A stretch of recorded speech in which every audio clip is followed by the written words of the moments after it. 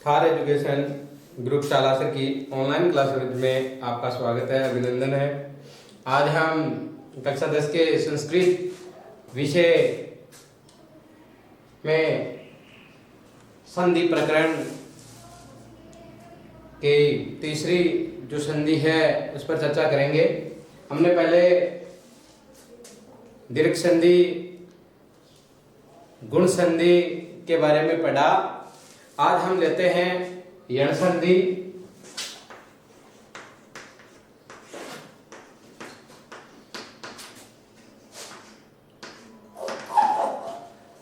यण संधि का सूत्र है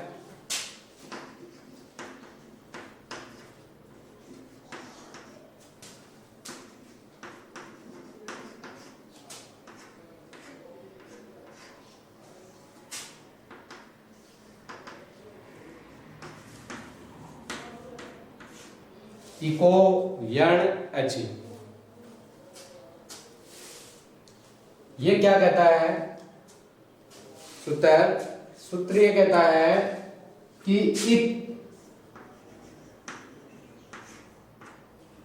एक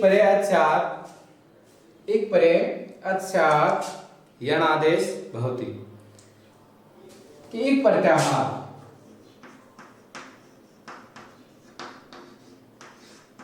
प्रत्याहार का मतलब है ई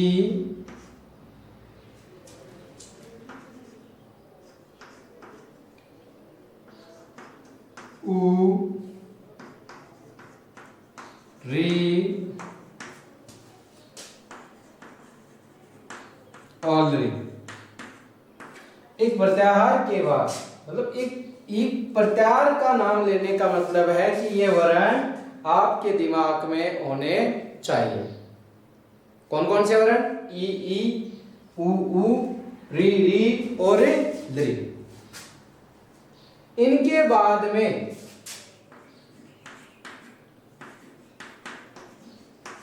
अच का मतलब स्वर। यहां अच का अर्थ है असमान स्वर। असमान स्वर किसके बाद? एक प्रत्याहार के बाद। एक का मतलब ई उ री और ली के बाद, इन वर्णों के बाद में अच आए। अच का मतलब है असमान स्वर। समान आए तो दीर्घ हो सकता है, लेकिन यहां पर अच का अर्थ क्या बताया है? असमान स्वर। एक प्रत्याहार के बाद अच असमान स्वर हो तो इक के स्थान पर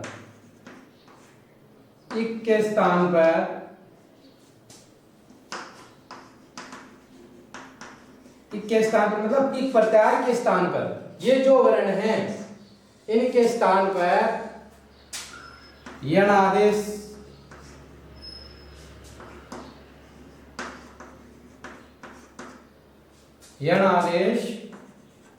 होता है। यण आदेश का मतलब क्या है? कि ई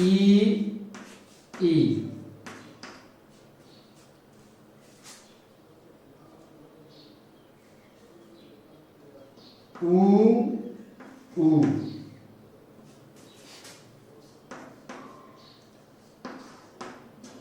री और ली। इन वर्णों के बाद क्या है? असमान स्वर।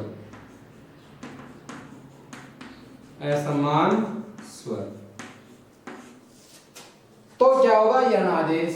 यणादेश का मतलब कि इन वर्णों के बाद असमान स्वर आ जाए। मतलब कि ई के बाद ई नहीं होना चाहिए, उ के बाद उ नहीं होना चाहिए, और री के बाद री नहीं होना चाहिए, और ली के बाद ली नहीं होना चाहिए। जितने स्वर हैं, जो 13 स्वर हैं, ए आ ई ई उ ऊ री री लृ ए ऐ ओ औ। इस प्रकार से जो स्वर हैं उन स्वरों में से कोई भी वर्ण आए लेकिन क्या नहीं होना चाहिए, समान स्वर नहीं होना चाहिए। ई तो क्या होगा, असमान स्वर होने पर इस इक के स्थान पर, इक के स्थान पर मतलब इन इक प्रत्याहार के जो वर्ण हैं इनके स्थान पर क्या आदेश हो जाएगा, यणादेश। यणादेश का मतलब है ई के स्थान पर य, उ के स्थान पर व और री के स्थान पर र और री के स्थान पर ल आदेश हो जाता है। इन वर्णों को य व र ल, इन वर्णों को यणादेश कहते हैं। इनको क्या कहा जाता है, यणादेश कहा जाता है। यण जो प्रत्याहार होता है वह जो यण प्रत्याहार है उसमें ये वर्ण आते हैं। कौन कौन से, ये व र और ल। आया समझ में कि इन वर्णों के बाद में एक बार पुनः देखो कि इक का मतलब क्या है, ई ई उ ऊ री री और लृ। इन वर्णों के बाद क्या है, अच है। अच का मतलब है असमान स्वर।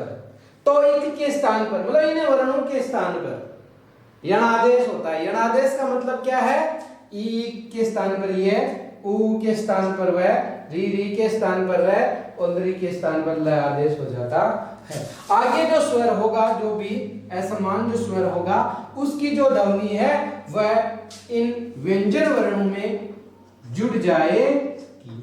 उदाहरण देखो,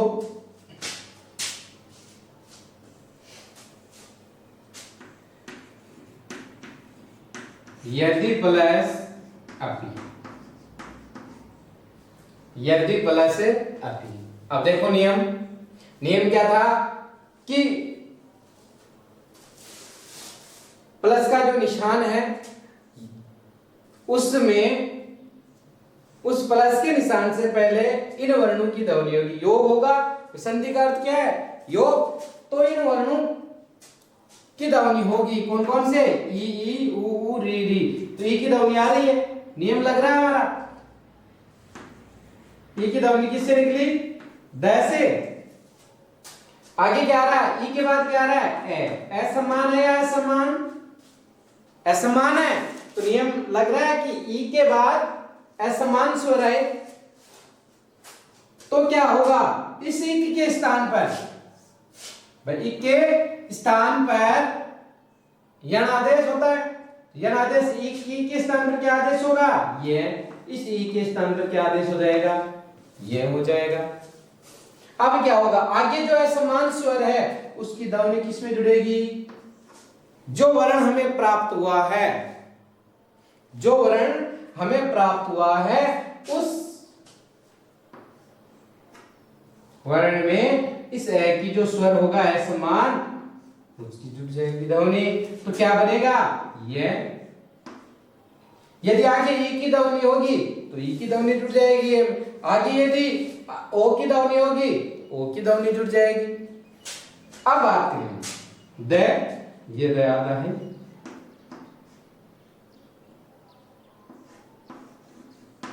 ए की ध्वनि इसमें जुड़ गई, शेष क्या रहा, पी। इसको ऐसे भी लिख सकते हैं और ऐसे भी लिख सकते हैं। दूसरा उदाहरण देखो,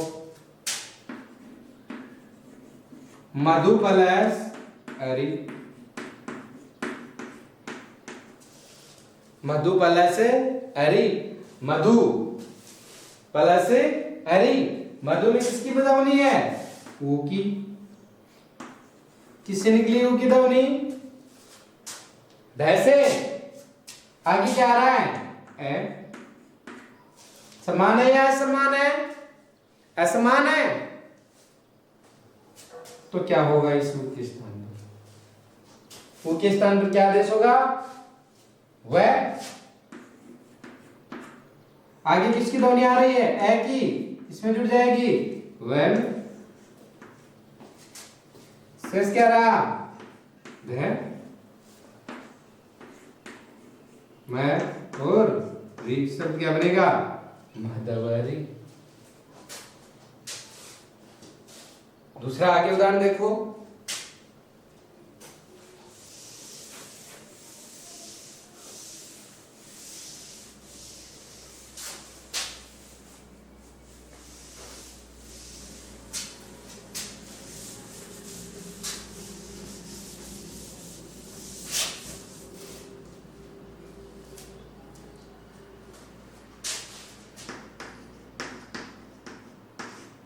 P3 प्लस आ क्या, प्लस के निशान से पहले किसकी मात्रा आ रही है? री की। री कौन सा वर्ण है? एक प्रत्यार का वर्ण है। आगे क्या आ रहा है? आ। क्या आ रहा है? आ। समान है या असमान है? असमान है। तो री के स्थान पर इकादेश हमने पढ़ा था, ई के स्थान पर यणादेश होता है। तो क्या बनेगा? रे। री की ध्वनि किससे निकली? तैसे। आगे क्या आ रहा है? आ। असमान वर्ण है, तो असमान वर्ण की ध्वनि किस पे जुड़ जाएगी? रे में। तो क्या बनेगा?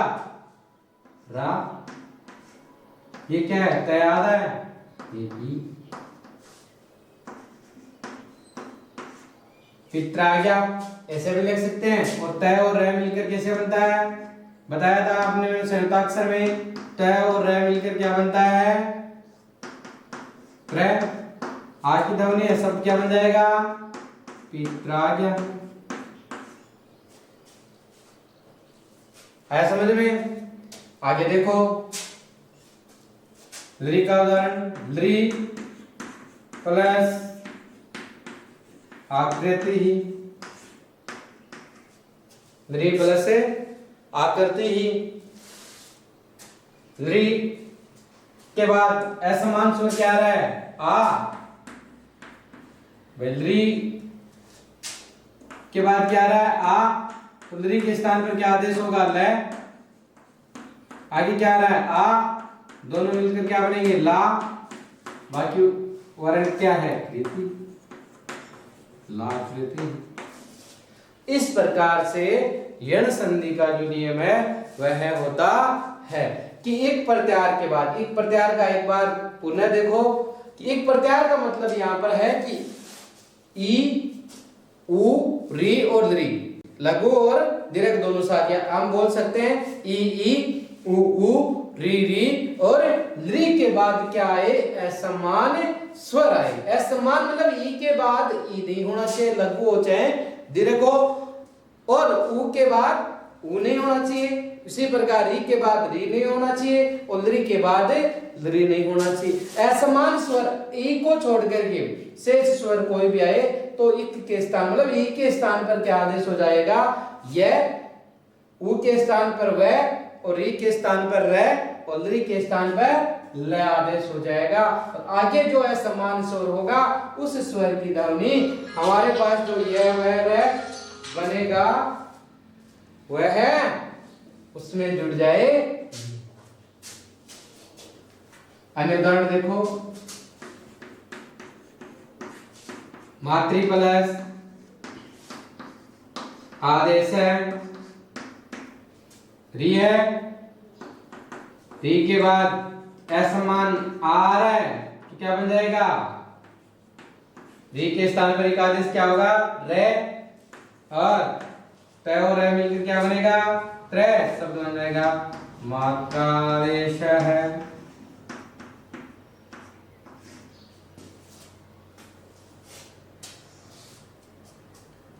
अन्य उदाहरण देखो, वेदेषु प्लस अपि,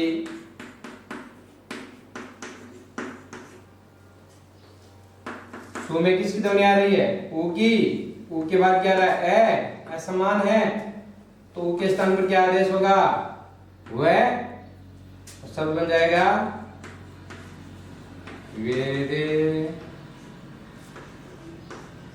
अपि। इस प्रकार से हम सामान्य रूप से कह सकते हैं कि यदि इसकी सामान्य यदि पहचान की बात की जाए तो आप एक पहचान लिख सकते हैं इस यण संधि की। क्या पहचान हो जाएगी? आपने इतने उदाहरण देखें कि यदि य, व, र और ल से यदि पूर्व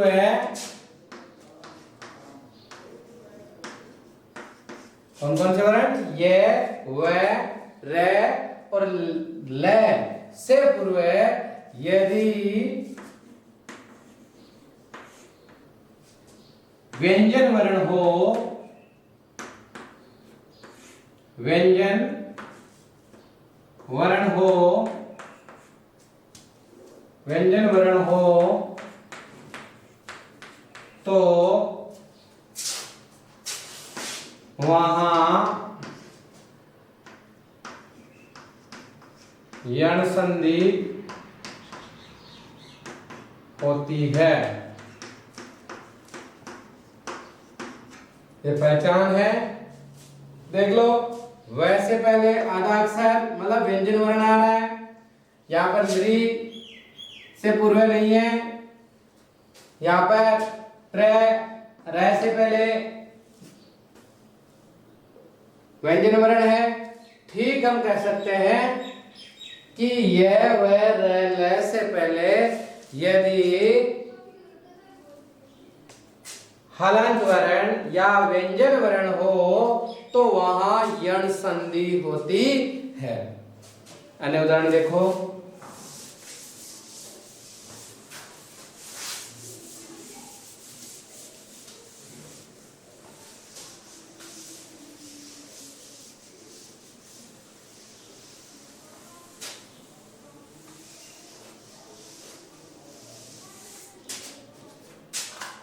जननी प्लस अंतर,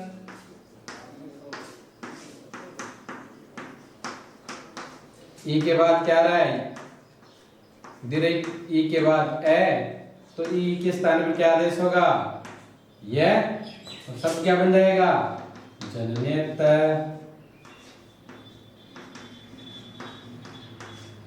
जो पहचान का नियम लग रहा है कि यह से पूर्व क्या आ रहा है, देखो हलंत वर्ण मतलब व्यंजन वर्ण आ रहा है ना। ठीक, यही पहचान आपको ध्यान रखनी है कि यह व र और ल से यदि पहले हलंत वर्ण आए मतलब व्यंजन वर्ण आए तो वहां यण संधि होगी। अन्य उदाहरण देखो, तू प्लस अहम,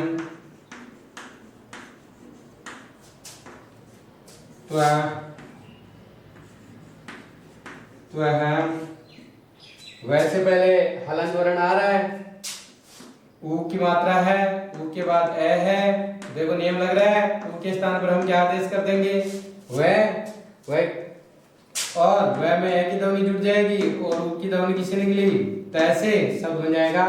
तो एम दासी प्लस असी, ये सभी इस प्रकार के जो उदाहरण होंगे वो सभी यण संधि के उदाहरण होंगे।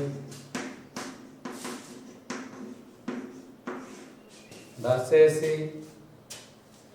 गुरु प्लस आदेश,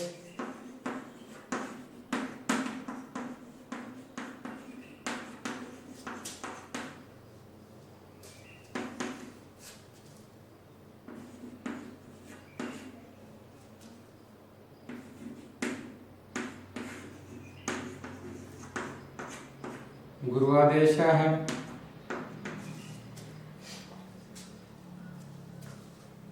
यदि प्लस एवं,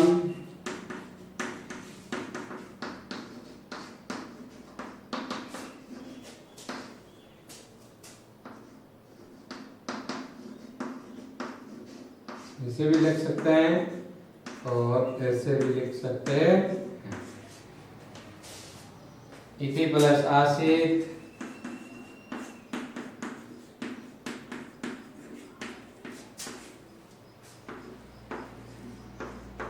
त्याशित, सवित्री प्लस उदय,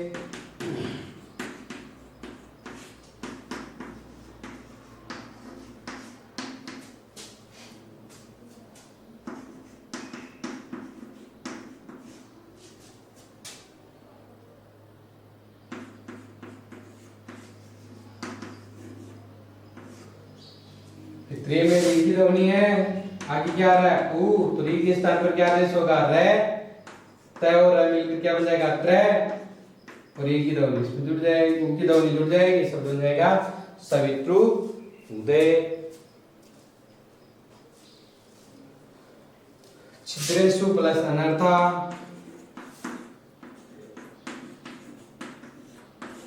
छिद्रेषु प्लस अनर्थः,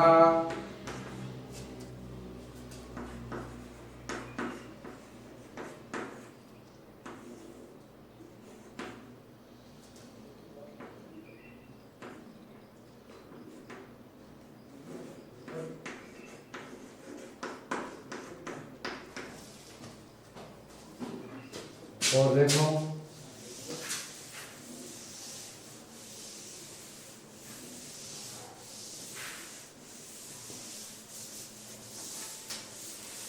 इस प्रकार से उदाहरण होंगे, वो कौन से संधि के होंगे, यन संधि के उदाहरण होंगे। देही प्लस एतर,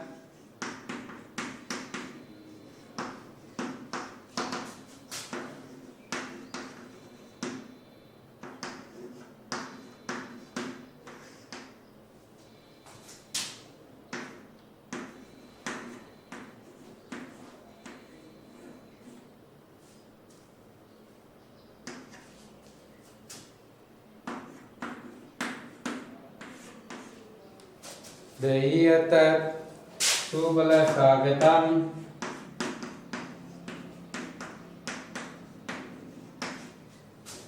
स्वागतम,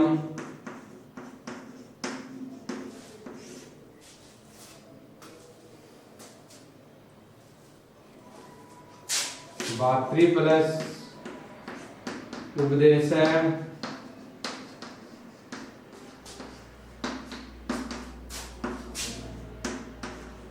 भातृपदेश,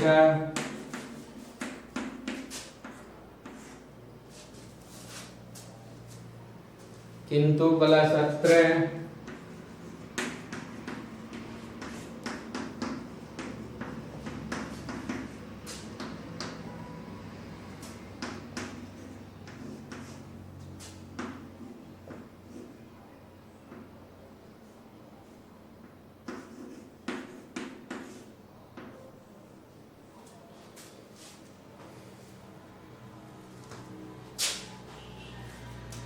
वधु प्लस आगम,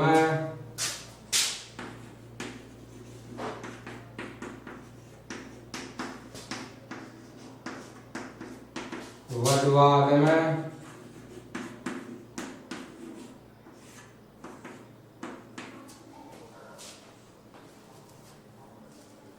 इस प्रकार से जो उदाहरण हैं वो यन संधि के उदाहरण हुए।